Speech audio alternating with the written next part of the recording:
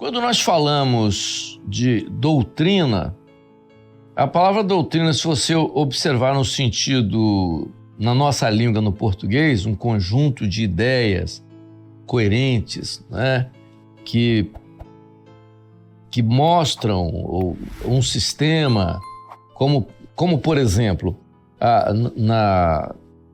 nos códigos civis, penais e tal, existem as chamadas doutrinas jurídicas, que os advogados falam sobre isso, mas o nosso enfoque aqui é doutrina bíblica. Então, quando nós falamos de doutrina bíblica, que é, na verdade, a doutrina da igreja, a doutrina do cristianismo, de uma forma geral, nós temos que observar de onde parte essa doutrina, de onde a fonte dessa doutrina. Então nós temos com clareza isso, todas as igrejas, ditas igrejas evangélicas, costumam colocar nos seus estatutos quase que um artigo que é um parágrafo que é comum a quase todas elas. A Bíblia é a única regra de fé e prática. Todas as igrejas evangélicas usam essa citação. Então vamos lá. O que é a doutrina bíblica? O que significa? Vamos conceituar de forma didática e fácil de ser compreendido esse tema. Por exemplo, doutrina é um conjunto de elementos que emergem da palavra pela operação do Espírito Santo no corpo. A síntese dessa definição, ela praticamente está contida na própria doutrina bíblica. Interessante, porque todas as citações do Novo Testamento, elas denotam isso, mostram isso. Então, por que eu digo? A doutrina é um conjunto de elementos que emergem da palavra. Por que um conjunto de elementos? Porque a doutrina são vários elementos que a palavra aborda sobre doutrina.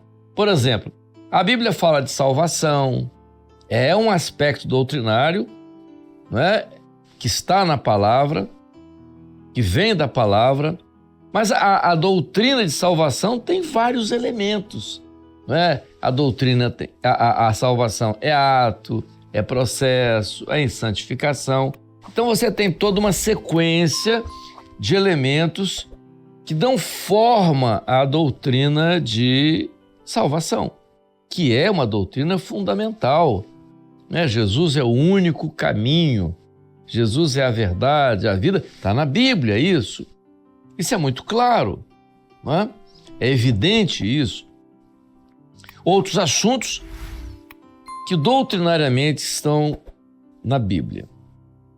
É bom que se diga que o apóstolo Paulo, que foi o responsável pela maior parte da doutrina da igreja, ninguém tem dúvida disso, é bom que se diga que o apóstolo Paulo, ele não criou uma doutrina, chamar as igrejas chamadas igrejas paulinas, porque são igrejas adeptas da doutrina paulina.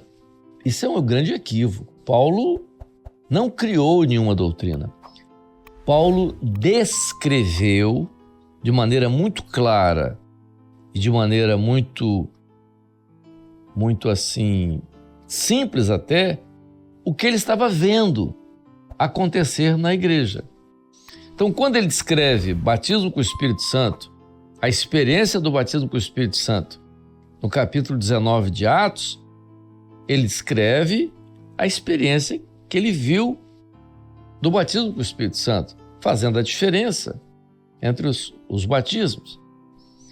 Quando ele escreve sobre dons espirituais, ele faz um apanhado do que estava acontecendo na igreja de Antioquia. Ele observa a igreja, ele fez parte da igreja, e ele viu a forma como o Espírito Santo operava naquela igreja.